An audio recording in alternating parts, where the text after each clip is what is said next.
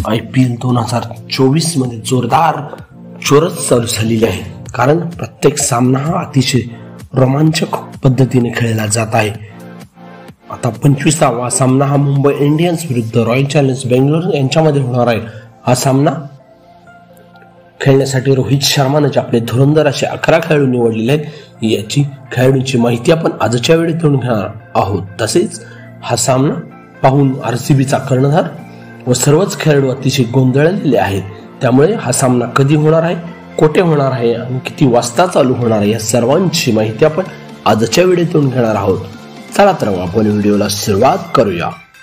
25वा सामना मुंबईच्या वानखेडे स्टेडियम येथे होणार आहे।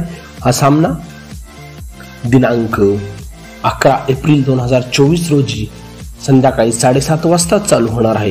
त्यामुळे हा सामना अतिशय उत्कंठापूर्ण असणार आहे, कारण विराट कोहली अतिशय चांगल्या फॉर्म मध्ये आहे।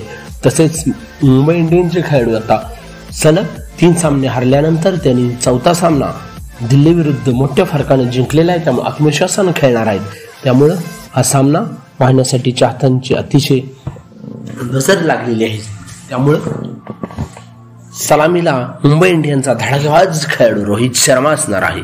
रोहित शर्मानं नुकतेच झालेल्या दिल्ली विरुद्धच्या सामन्यामध्ये अतिशय तगडी अशी बॅटिंग केलेली आहे। त्यानं 27 चेंडूत 49 धावा केलेल्या आहेत। त्यानंतर दुसरा सलामीवीर यानंही ईशान किशन असणार आहे।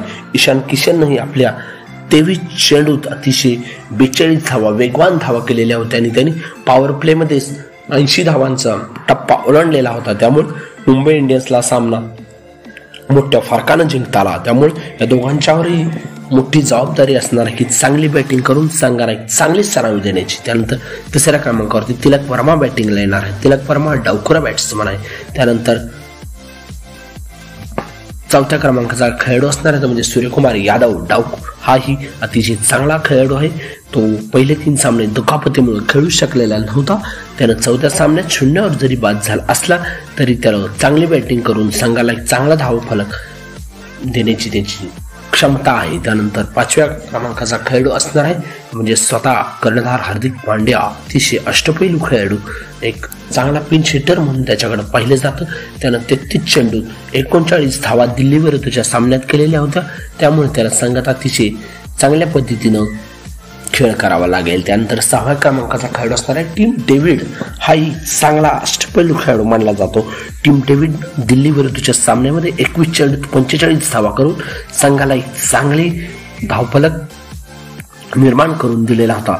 आणि त्यानंतर 7व्या क्रमांकाचा खेळाडू असणार तो म्हणजे लखनौकडून ज्यांनी विकत घेतलेला खेळाडू असणार आहे तो म्हणजे रोमन शेफर्डनं 10 चेंडूत 39 धावा काढून संघाला अतिशय वेगानं धावा काढण्यासाठी त्यानं मदत केलेली होती।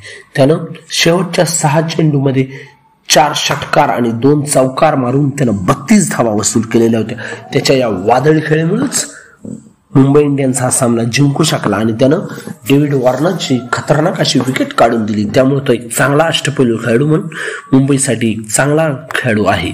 त्यानंतर 8व्या क्रमांकावर अफगाणिस्तानचा ऑलराऊंडर खेळाडू मोहम्मद नबी हा चांगला स्पिन बॉलिंग आणि पिंच हिटिंग करू शकतो। त्यानंतर 9व्या क्रमांकाचा फिरकी गोलंदाज असणार आहे पियुष चावला, अतिशय चांगला फिरकी बॉलर आहे। त्यानंतर 10व्या नंबरचा खेळाडू असणार आहे जसप्रीत बुमराह, यॉर्कर किंग ज्याला म्हणलं जातं, तो खेळणार आहे। त्यानंतर 11 नंबरवरती कॉर्टिझे याला खेळवण्यात येणार आहे। त्यानंही दिल्ली विरुद्ध 4 विकेट काढून मुंबईला एक चांगला बॉलिंग करून दिलेली होती। त्यानंतर इम्पॅक्ट खेळाडू म्हणून आकाश मडवाल याची निवड करण्यात आलेली आहे। तोही चांगला ऑलराऊंडर खेळाडू आहे। हे धुरंधर 11 खेळाडू RCB विरुद्ध चांगली बॅटिंग करून मुंबई इंडियन्सला दुसरा विजय मिळवून देतील। त्यामुळे आजचा व्हिडिओ तुम्हाला कसा वाटला आणि ही प्लेइंग वेलेन कशी आहे आणि तुमचे आवडता संघ IPL मध्ये कोणता आहे हे मला कमेंट बॉक्समध्ये सांगा। धन्यवाद।